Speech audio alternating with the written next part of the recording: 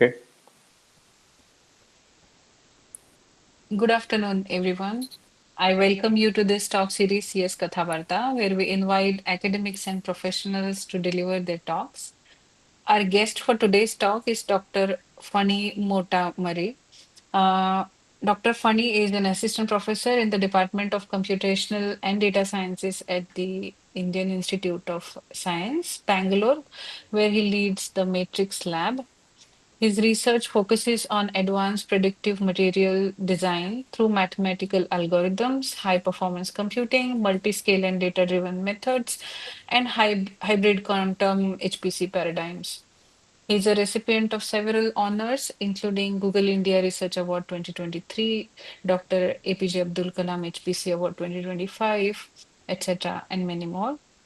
Today, he will be speaking about fast, accurate, and scalable computational methods for quantum modeling of materials in exascale era. I welcome you, Dr. Fani, to CS Kathavarta and invite you to take the virtual stage. Thank you. Am I audible and my screen is visible? Yes, Okay, so yes, shall I start? sure. Yeah. Okay, thank you, the organizers of the CS Kadapartha. It's an honor to present. I have visited Mysore Bhubaneswar actually, 2023. I get one in the ACM event. That was an experience where I visited Mysore Bhubaneswar. So when I got an invite from Mysore Bhubaneswar, I said, "Oh, should accept this," because I was really keen on. I mean, I really know some people are doing very good research in IISc Bhubaneswar. So today I'll be talking about some of the recent work which I've been doing with my PhD students in my research group. This is regarding some of the computational methods we are developing in our group for ab initio material modeling. When I say ab initio material modeling, we're talking about material modeling from the first principles in the exascale era. So let me introduce to why is this important. So we are in an exciting era of disruptive advancements, and that include exascale computing or advances in artificial intelligence, quantum computing. Now, if you really want to leverage these advancements, you require a paradigm shift in how you develop and implement novel computational methods so that you can actually enable fast, scalable, and robust simulations of physical phenomena. I'm interested in modeling physical phenomena. Now, specifically, my interest is in modeling materials at the quantum mechanical length scale.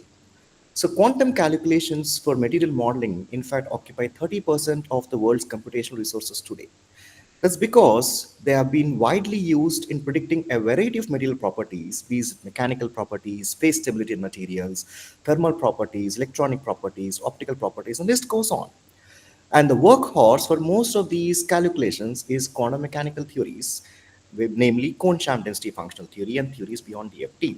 It's very interesting to note that this cone-sham density functional theory, which is a quantum mechanical theory which is used to model materials, has won the Nobel Prize in chemistry in the year 1998. And the impact it has created in a variety of areas is phenomenal. Can see 12 of the 100 most cited papers pertain to this particular area. And the impact it has created range from areas related to physics, materials, computer science, organic chemistry, materials, applied physics, and quantum sensors, quantum computing, and the list goes on, right? Now, what is this cone-sham density functional theory all about? Why is this so important, and why this has been the workhorse of almost 30% of the world's computational resources today? The foundations lie in the Schrodinger equations. You would have learned in high school chemistry, if you're not from material science or a physics background, you would have heard about still Schrodinger equation. And the foundations of this cone-sham density functional theory lie in the many electron Schrodinger equation. It's an interacting electron problem.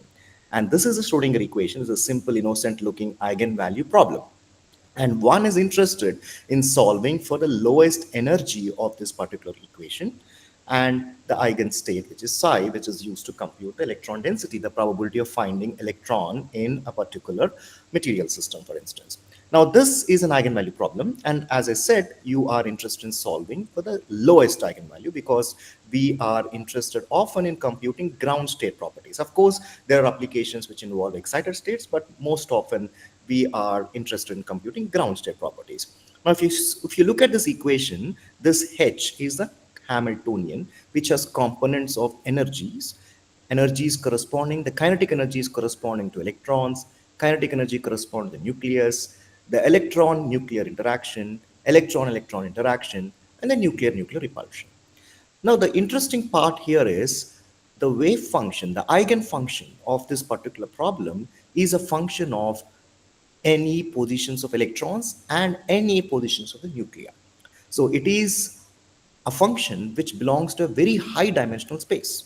Now, people often make approximations where they neglect the kinetic energy of nuclei, assuming they are much heavier than electrons. And finally, this particular wave function, which is psi, is just a function of any positions of electrons. That is still a function which is in a high dimensional space because the domain of this is in R3 and E. So to give you an idea how expensive is this eigenvalue problem, if you're looking at just, let's say, a few electron, like 110 electron system, and now you discretize the space in each direction, let's say using 10 points. So you really have to solve a 10 power 30 cross 10 power 30 matrix because your eigenfunction is a function which lies in a very high dimensional space. So it is the so computational complexity of solving this interacting electron problem, which is your Schrodinger equation, has exponential complexity. It's exponential. Now, what density functional theory does is it reduces this interacting electron problem into a non-interacting problem, moving in a mean potential which is governed by electron density. So you're neglecting the interactions and lumping all the interactions into a mean field. And this mean field is essentially governed by the electron density. So effectively, your interacting electron problem becomes a non-interacting problem where you are just required to solve an eigenvalue problem for single electron wave functions because now electrons are not interacting. Now you're decoupling the electrons. So for each electron, you're solving for a wave function. And this is essentially is this eigenvalue problem where you are interested in solving for n smallest eigenpairs, where this n is dependent on how many electrons you have in a system. So now this mean field, which is governed by electron density, is just computed from these single particle wave functions.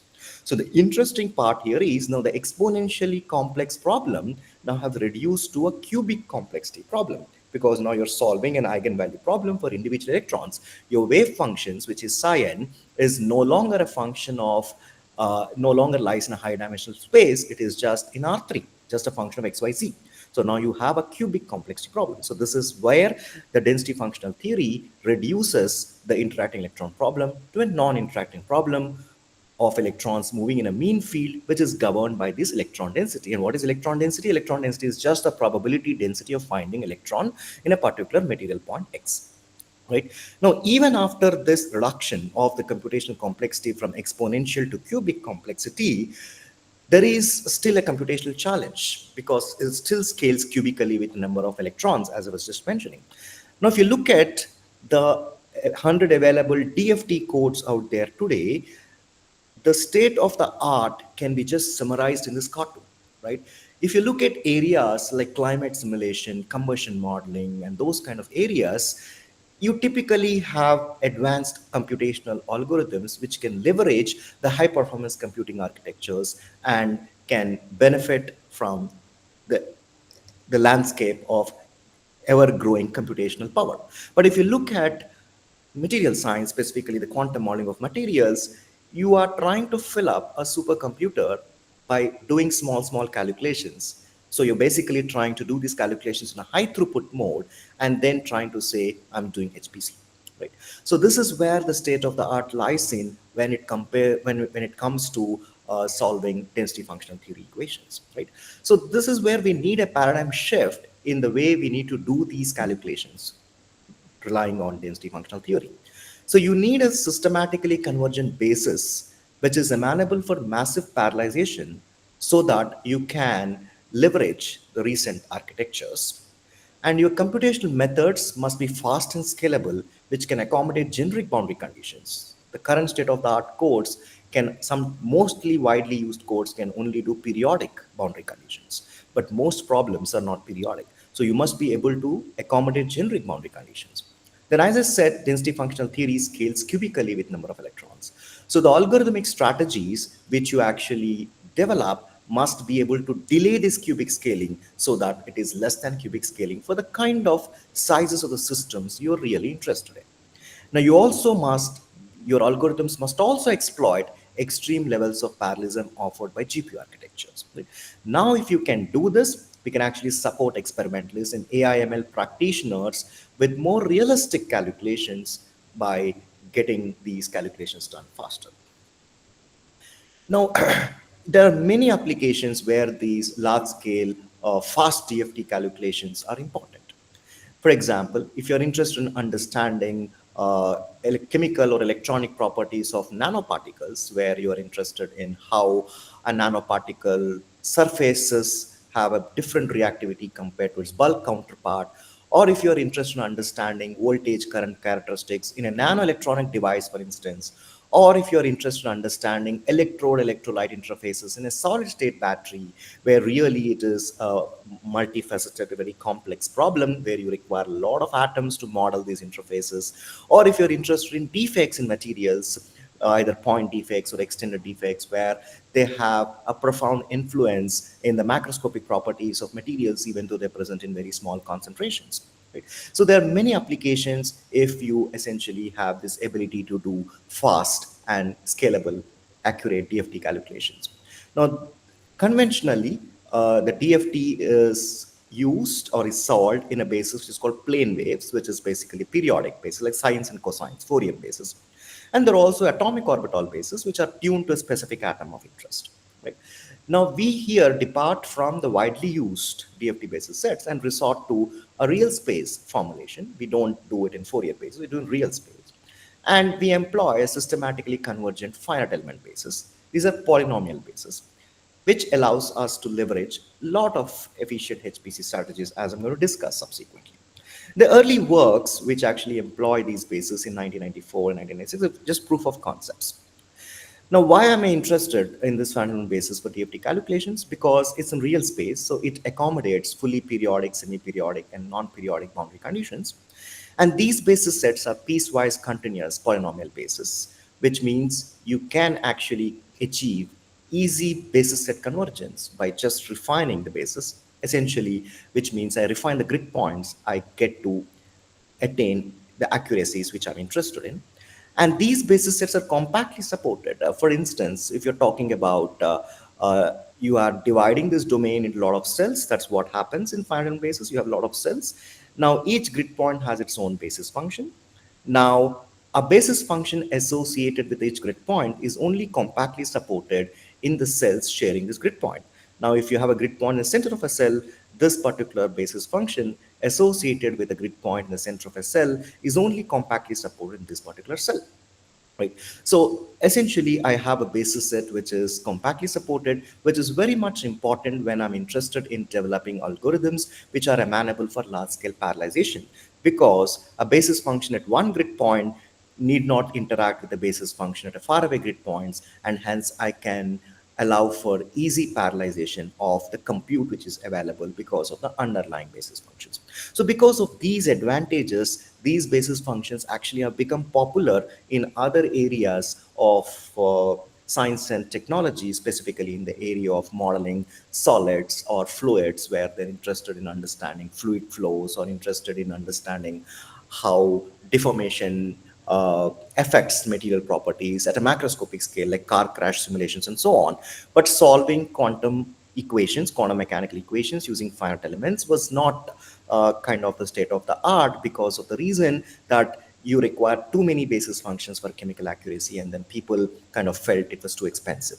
But we are trying to kind of show that that is not indeed the case, because of the way compute architectures have evolved over a period of time. We really have to relook at new strategies in solving these quantum mechanical equations to keep up pace with the heterogeneous architectures of today.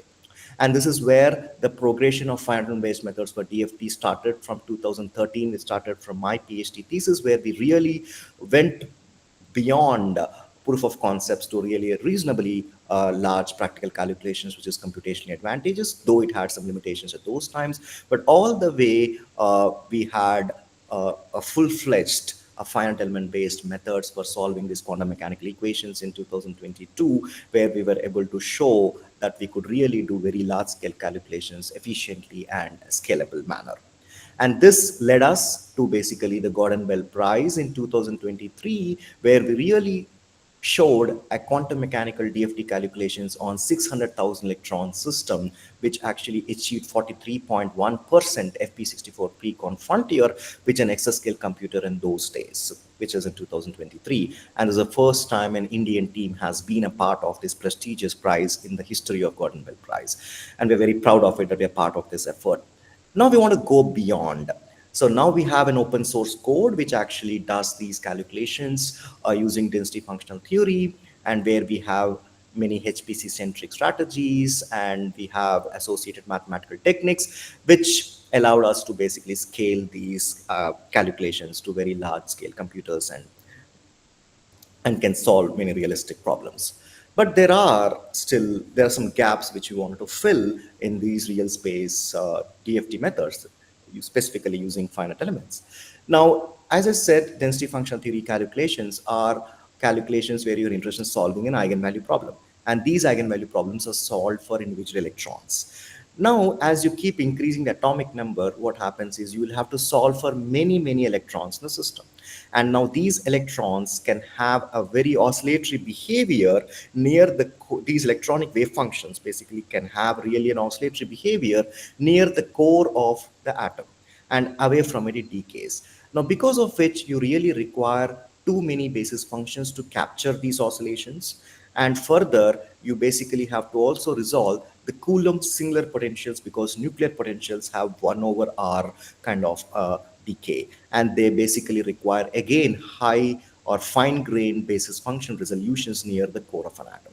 So because of which typically people use something called pseudo potentials. What they do is they lump the effect of the core electrons, because typically chemical bonding is only influenced by valence electrons. So they lump the effect of the core electrons and the nuclear potential into a smooth potential, and this is called a pseudo potential, right?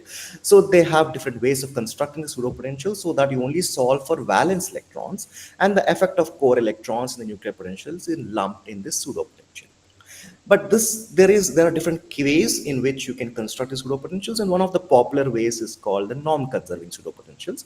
But even with this norm conserving pseudo potentials, there are many material systems where you require too many basis functions for convergence. When you have too many basis functions, which means in our case is too many grid points, the computational cost increases. So there is a technique called projector augmented wave method, which essentially addresses this issue of the pseudo potential formalism. And here I'm going to discuss how we develop these scalable computational methods that are used to solve the eigenvalue problem arising in this projected augmented wave method, which is called the PAW method. Right?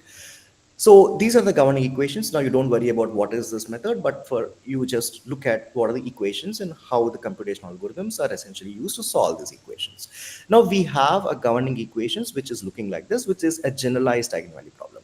Remember, now we have a continuous eigenvalue problem, which is a generalized eigenvalue problem, because you have an operator here and you also have an operator on the right hand side. So this is a generalized eigenvalue problem. Now, this is a nonlinear eigenvalue problem also, because the operator is a function of these wave functions. If you see, this operator has this quantities called B effective and HNL, which is a function of psi and theta. So you start with a guess for these particular n tilde, which is where this V effective is a function of, and you basically solve for these psi n tildes, and then you again recompute this V effective and HNL, and you self-consistently solve to basically get a convergence in the desired threshold. Right? So the challenge here is you have a generalized eigenvalue problem to solve, and you're not interested in just one or two eigenvalues, but you're interested in solving n smallest eigenvalue eigenvector pairs, which essentially depends on the kind of the material system you're trying to simulate. So if you have 50,000 electrons, you have to solve for 50,000 eigenfunctions, for example, right? And you also have to solve this in a nonlinear fashion, because as I said, the operator itself is a function of the eigenfunction. So it is extremely computationally expensive operation. Now, as I said, we are using finite element discretization. They are piecewise polynomial basis. So you introduce these discretizations for the underlying electronic fields. And finally, you have to solve this matrix eigenvalue problem. H psi is equal to epsilon S psi. Now, this is a huge matrix eigenvalue problem because the size of this matrix H is m cross m, where m is the number of grid points in your domain. And this S is also an m cross m matrix. But because you have a localized, compactly supported basis functions, as I mentioned earlier, these matrices H and S are sparse matrices. Right? Now we are interested in solving the sparse generalized eigenvalue problem for n smallest eigenvalue eigenvector pairs, where n depends on the number of electrons in the system. Now, if you look at these particular expressions for these H and S, which I just showed you, they have a local part and they have a non-local part arising because of the governing equation which we have. And you have an overlap matrix, which is S, which also has a local part and a non-local part. And the local part is arising because of the non-orthogonality of the basis functions. Here it is a finite element basis functions. They are not orthogonal, hence you have a non-local part. You have a local part, which is not identity. And you have a non-local part, which is again arising because of the underlying governing equations. And you also have to solve a Poisson equation, which is for the electrostatic potential. Now, we have to solve this eigenvalue problem, as I mentioned. Now, we need a robust eigensolver. Now, if you just use a off-the-shelf, plain vanilla, black box eigensolver, it will be going to be extremely expensive because you have a very large sparse matrix. We need special techniques here. So we use something called a Chebyshev filtered subspace iteration technique, which is specifically used in the DFT community.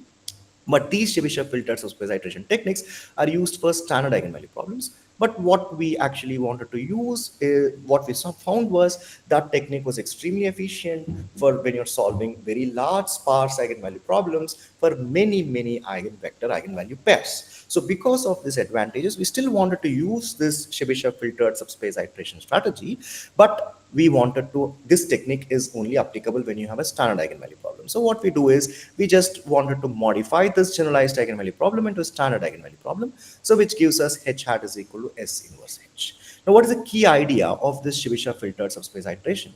Now let us say this is a spectrum I'm interested in. So this is the wanted spectrum. This is a wanted spectrum because the number of electrons, the eigenvalue eigenvectors, I'm interested in the smallest eigenvalue eigenvector pairs. This is the unwanted spectrum, which is coming because of the discretization. Now, Chebyshev polynomials grow very fast to the left of -1. So what we do is we map the wanted spectrum to the left of -1 and then construct a Chebyshev filter so that the wanted eigenspectrum is magnified, dampening the unwanted spectrum, because Chebyshev filter grow very fast, or Chebyshev polynomial grow very fast left of -1. Right? Now, once we have this trial initial guess, we construct this particular Chebyshev polynomial in a recursive fashion. Of course, we don't have to construct the polynomial of the matrix, but it's constructed recursive fashion, which gives a very good space rich in the desired eigenvectors. Now, when you have a good enough space which is rich in the desired eigenvectors, you do a projection into the space and solve a smaller eigenvalue problem. It's like a dimensional reduction you see in data science. Right? You have a subspace which you basically is rich in eigenvectors, eigenvectors you're interested in. Now you project the original matrix for which you're interested to find the eigenvalues and eigenvectors into the space, and hence you get a smaller eigenvalue problem to solve. Now this is, then we have to use some standard black box techniques to solve this smaller eigenvalue problem. Now, the problem is we have to evaluate S inverse. It's not very easy because S, as I said, it's not a diagonal matrix. It is a sparse matrix which can be very large as the number of grid points in your particular material system. And this number of grid points essentially can be anywhere between 10 power 6 to 10 power 8. So it's a pretty large matrix. Now we have to evaluate this S inverse. So what we do is we identify that S has two pieces, as I showed you, a local part and a non-local part. And we use the standard mathematical identity, which is the Woodbury identity, to inverse this matrix. Now, the advantage of using this particular textbook identity is that the inverse of this particular matrix can be written as inverse of a smaller matrix. Of course, you have to evaluate still this M inverse, but I'm coming to that. But this particular inverse, which is there in this bracket, is a matrix which is smaller in size compared to the number of grid points we have. This is of size n projectors plus number of projectors, which is depend on the number of atoms. Don't worry about what is this, but it is much smaller than the grid points basically. Now, this is good. but we have to still evaluate m inverse, right? Now what we do is we choose this m is nothing but an overlap matrix arising because of the overlap between the basis functions. Ni and G are basis functions. They are not orthogonal, and hence you get this M matrix. Now what we do is we basically choose a quadrature points used to evaluate this integral, which is coincident with the grid points itself, which allows you to basically make this M a diagonal matrix. It is equivalent to just doing mass lumping. If you've heard about mass lumping, you basically just try to combine the off diagonal, add all the off diagonal entries and just put it in the diagonal element. It is equivalent to that. Now, essentially, we have an approximation which makes this M to be diagonal. So now we have this matrix inverse to be evaluated. Now we use underlying physical notions and try to identify that there is some block diagonal nature to this particular matrix, which is P transpose D inverse P. And because you know that inverse of a block diagonal matrix is essentially inverses of individual blocks, so we can finally evaluate this S approximate inverse as D inverse, which is the diagonal approximation of my M, and summation over individual blocks. And individual blocks is correspond to each atom, so that's why it is having a summation over A here. Right? So this is the approximate inverse we have. Now we have, but I'll tell you, is this approximation good enough or why? But before going ahead with that, now I want to kind of tell you how we accomplish this sparse matrix vector multiplication. So as I said, we need to do a Chebyshev filtering procedure. We need to construct a polynomial recursion of a Chebyshev polynomial acting on a trial vector space. And this polynomial recursion essentially is nothing but computing these h times x, the key computational kernels in your recursive iteration is just h times x or s inverse times x or sx. These are the matrix vector multiplications which you have to accomplish. If you do this pretty fast, your eigensolver will be pretty fast. Okay, so now if you see, this is our grid points, and you have each color coding corresponding to each processor now, and you have an atom which is sitting somewhere here which has some compact support. Okay, now each processor has different cells because we discretize the complete domain into small cells, if you recall, right, in finite elements. Now you have these cells. So instead of building this global sparse matrix where A can be H or S inverse or S, can be anything here, I have denoting as some general matrix A.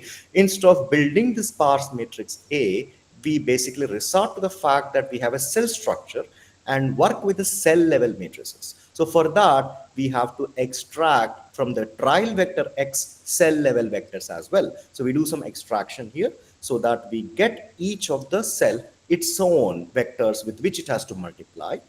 And then, of course, there's a non-local operation here, which I was mentioning, and then we just do this non-local operation after doing this extraction. Now, each cell has its own matrix. This is basically the matrix for each cell that H I'm representing by the H loc. So each cell will have its own matrix. Now we have already extracted the trial vectors with which it has to multiply for each cell. Now each cell can do its own matrix vector multiplication without worrying about doing this at a global level. So first you can do that at cell level independent of each other. Each cell can do its own operations, right? Each cell need not talk to each other, right? Now once you finish that, of course you have to get the global vector y is equal to a times x. Now you assemble the products coming from each cell level operation into a global vector, and this is essentially gives you a y, right? So we now have an efficient strategy which can leverage either OpenMP threads or strided batch gems like you have it in kublas, which are used for machine learning kind of applications, where each cell can do small dense matrix multiplications. Because we are having a cell level matrix, it's a small dense matrix, it's not a big global sparse matrix, because we're building a cell matrix for each of the cells, right? So you can actually do these matrix multiplications, which I'm calling it as gems, in an embarrassingly parallel fashion in each local processor. Now each local processor is an embarrassingly parallel thing, but now you have, of course, processors which you are using processors to decompose the domain into a lot of cells, and group of cells are in each processor.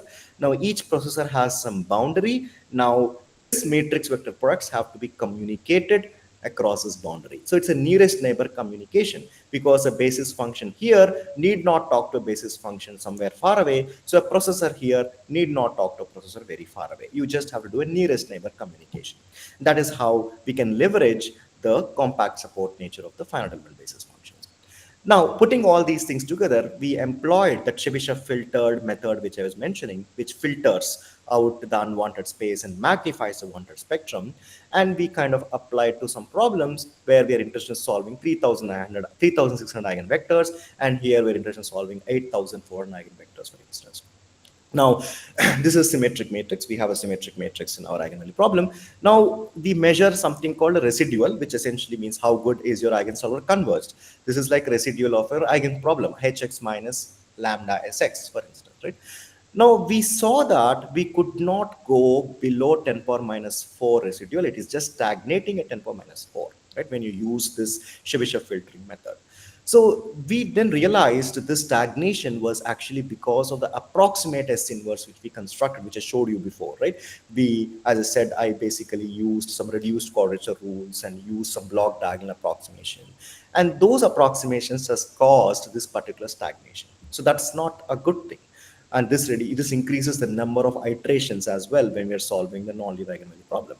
So now what we did was we reformulated this particular Chebyshev filtering strategy in terms of residuals. It's called a residual based form. So we introduced something called a residual, which is an eigenproblem residual. And the same recursion which we basically showed you before, the Chebyshev polynomial of a matrix times a vector, now is written in terms of residuals. Now when we write in terms of residuals, what happens is the matrix vector multiplication which you have to do is also in terms of the matrix times a residual, right? Now, as the iteration converges, this residual goes to 0. And because of this, any errors you make in the matrix vector multiplication, also your method will be tolerant to that, because your residual is going to 0. The errors which you make in matrix vector multiplications, you will not be too sensitive to the errors, because you're multiplying some matrix times a vector which is close to 0, right? So reformulating our filtering strategy in terms of residuals allowed us to come up with a method which is tolerant to the errors which you're making in the matrix vector multiplication. We also showed mathematically some convergence guarantees, how much approximation you can make and how much tolerant your method will be, and so on and so forth. I don't want to get into details, but this is not just an empirical observation. We actually showed some convergence guarantees as to how your approximations will influence the solution convergence. Now we employ that particular newly formulated Chebyshev filtering method, which is a residual RCHFI. I'm calling it as RCHFSI, which is residual based Chebyshev filtering. Now, if you see this particular charts here, plots here, previously we used to stagnate 10 power minus 4. Now we are actually going all the way down to 10 power minus 14. So now we have a size of the number of eigenvectors in this particular problem is 3,600, and in this particular problem is around 8,400, right? So if you can see, you basically have a method which is tolerant to errors in matrix vector multiplications, and because you have an error in your S inverse, your method is still tolerant to that, and still we are able to get a pretty robust convergence, okay? So now this tolerance to errors in the matrix vector multiplications in your eigensolver allows us to kind of explore many more HPC-centric optimizations, which I'm going to talk about. Right now, if you look at the latest GPU architectures, they're mainly geared for accelerating your training and inferencing. So because of which your sustained performance for lower precisions is pretty high compared to the FP64 peaks, right? If you look at here, FP64 and FP32 and TF32, they're almost an order 10 higher, the sustained performance which you can get in the latest GPU architectures, right? But if you kind of use this low precision in scientific computing, like the kind of problems I'm interested in, where you're interested in solving physical problems, interested in simulating physical systems, if you just replace a double precision accuracy with a low precision computation, then you can afford to lose accuracy and you may not converge. right? But unfortunately, your GPU architectures are going towards these low precision architectures. Are super powerful when you actually go and do your computations in low precision, because machine learning, it's okay to do low precision computations, but not really scientific computing. So if you see, now that we have a method which is tolerant to errors in matrix vector multiplications, we thought, can we use low precision and still see if you're able to have robustness? Now here is a plot here. Now if you see, this is the original thing where you have an approximation in your S inverse that stagnated. Then we actually did this new approach, new eigensolver, where we actually went all the way 10 to minus 14. Now, even though we use FP32 computation in this matrix vector multiplication, or TF32 computation in this matrix vector multiplication, which is low precision than FP64, we still converge robustly. But why should we be interested in this low precision? Because if you do low precision computations, you would basically get gains, because your compute is getting reduced, your data moment is also getting reduced, right? From FP64 to TF32, the data moment is getting reduced by almost half, right? So if you see, we have benchmarked this mixed precision, in the sense we are doing this matrix vector multiplications in low precision and all these additions in high precision, and this is the major computational bottleneck. So we benefit a lot from doing this particular operation in low precision, right? So now this is where we have benchmarked our eigensolver on some of the foremost supercomputing platforms in the world. So thanks to Oak Ridge National Lab and Argonne National Lab has provided us resources to benchmark our algorithms. So here I run it on AMD GPUs, Intel GPUs, and NVIDIA GPUs, and we typically almost see close to 2x improvement from FP64 to FP32, and basically a little bit more improvement from FP32 to TF32. And you see that FP32 to TF32, we don't get much gains, because what is happening is you already have reduced the compute so much that then you're not gaining much from FP32 to TF32.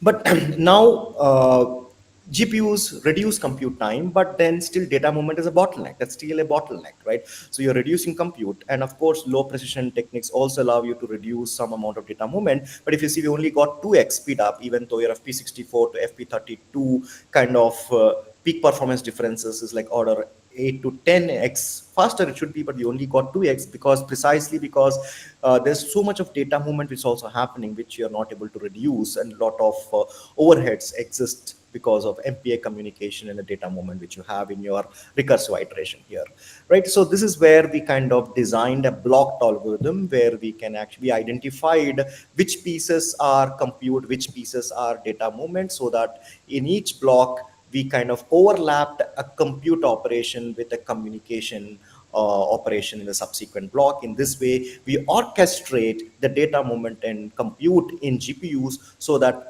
compute is hidden inside communication, or communication is hidden inside compute, depending upon which is a dominant cost. And this actually gave us further boost, where we basically got 2.5x speed up from an FP64 baseline with this communication compute overlap. But on Intel GPUs, we still did not see that. Is because we suspect the interconnect in Intel GPUs is not as good as the Frontier or Polaris.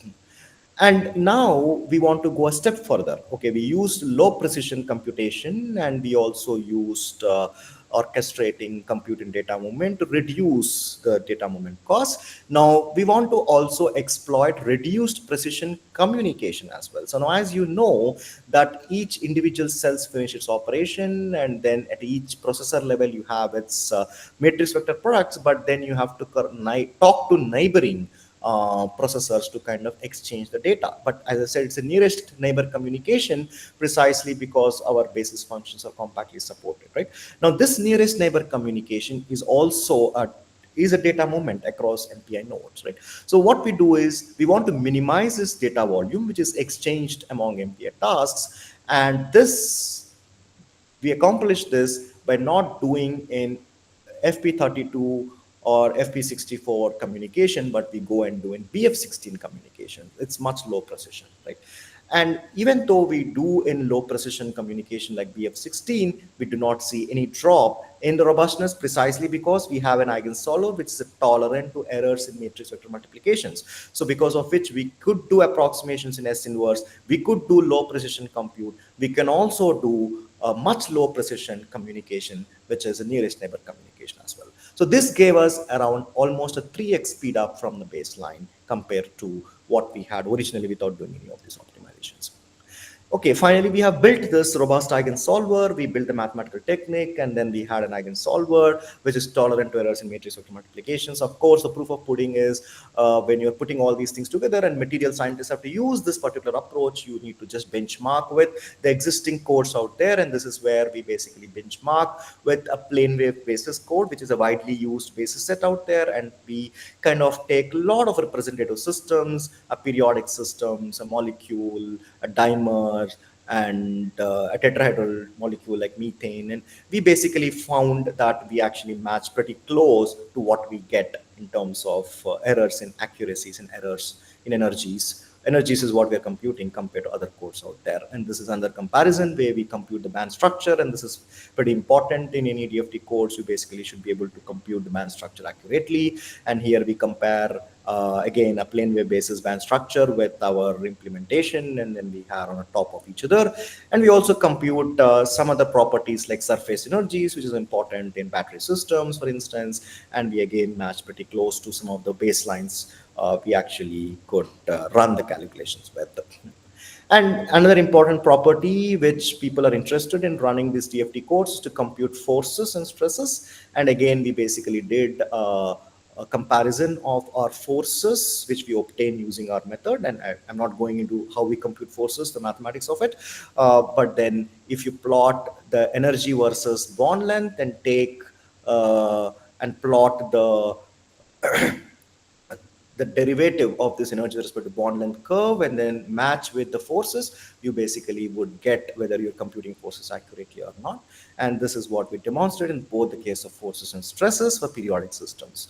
Finally, what is of interest to the community is how we do in terms of computational times, putting all this effort and where we are inferior, where we are superior, and what is this, how we compare the state of the art. So here we take an open source called Quantum Espresso, which is one of the widely used DFT codes out there, and people who are sitting here might be aware about Quantum Espresso. It's a plain wave code, and here we have our method, which is PAWFE, which is what I just described.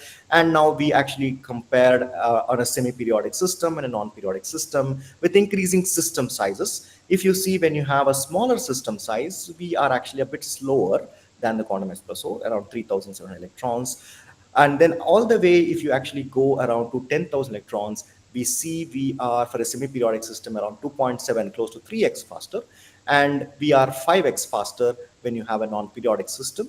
And this is not exploiting any scalable nature of the codes. We are just putting on minimum number of nodes each code fits on, and then we are trying to just measure the wall time times number of nodes. This is the most stringent comparison we are trying to do, which reflects the computational cost.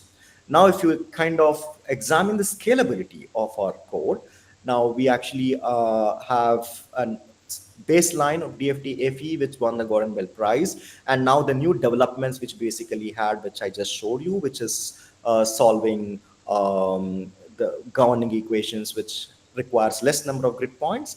We basically see a 6x reduction in the computational cost compared to our baseline, which has been the workhorse behind the Gordon Bell Prize. And we actually, if you see, we actually scale pretty well even at 8x number of nodes. We basically see close to 70% computation efficiency. So we all go from 4 nodes to 64 nodes, and this is on a nano cluster which are around 2057 atoms. Now we can indeed now show that we can actually do a 100,000 electron system on 150 nodes, and which just takes less than 5 minutes per STF iteration because of this excellent scalable nature of our method. And this kind of a system is extremely difficult to do in any other basis sets out there.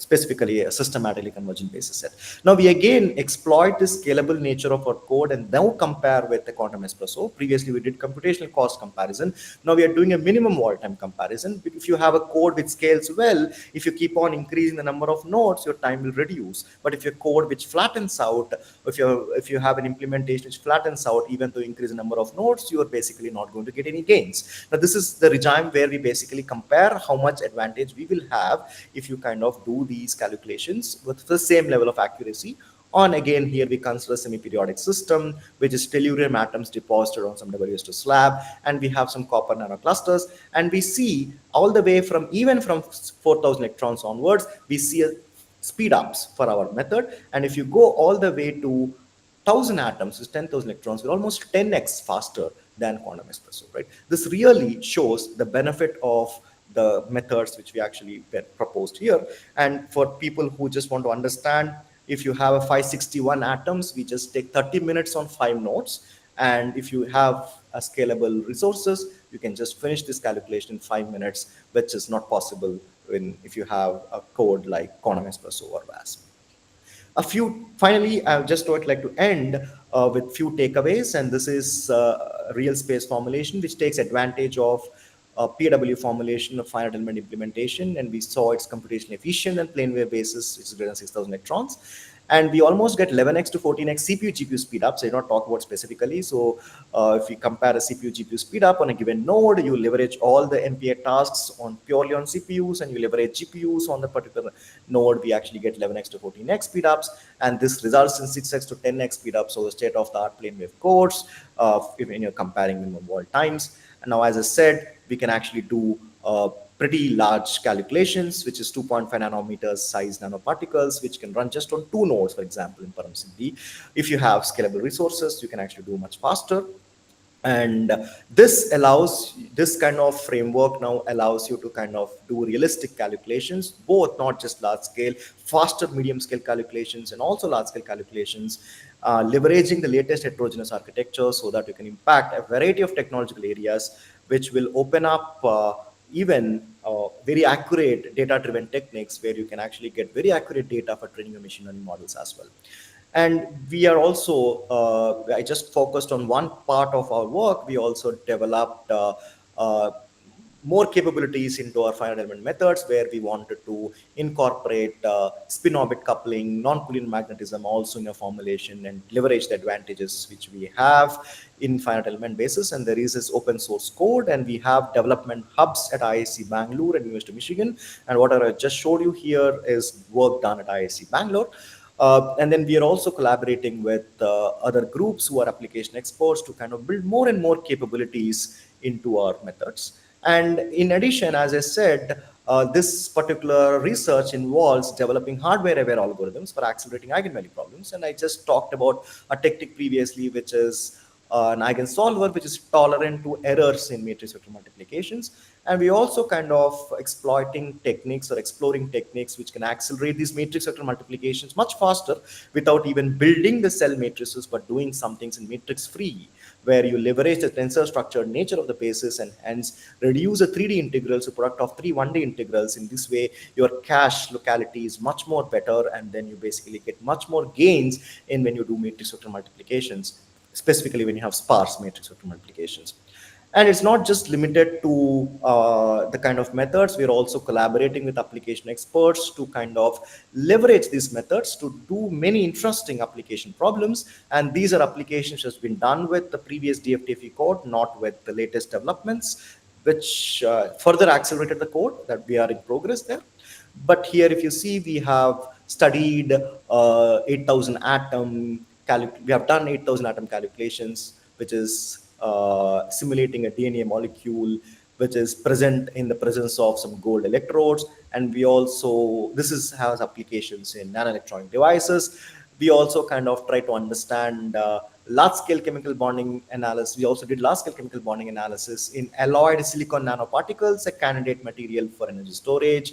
And here our group at Michigan, who is also involved in DFTFE development, actually used these calculations to simulate 2000 atom systems where they understood the thermodynamic stability of quasicrystals, which are long-range aperiodic nature, and this basically was successful in putting some bounds on what kind of sizes of quasicrystals are really stable, which requires large-scale calculations. And now with our improved method, where we actually accelerate more than 6x to 7x than the original DFTFE, we are now looking at understanding some of the interesting problems which application experts in solid electrolyte interfaces, and also looking at some electrochemical interfaces, and then trying to understand some Morel lattices with strong spin orbit coupling, which actually gives rise to interesting electronic properties, which again, all these require fast, medium to large scale calculations, and you can open up doors to numerous possibilities in computational material science.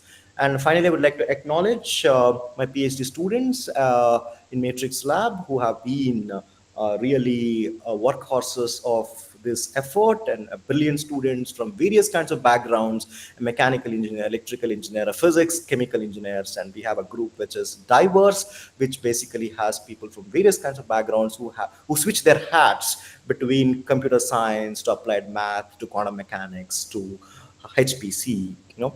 And I'm also grateful to my collaborators who have been instrumental in giving us good applications where we can apply our methods.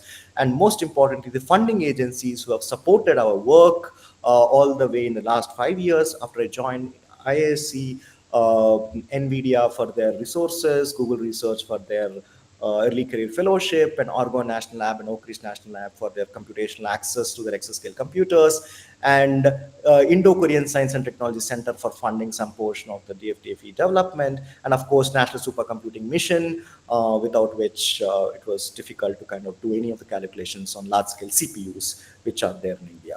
And these are the relevant publications. If you're interested, we can talk more, and thank you very much.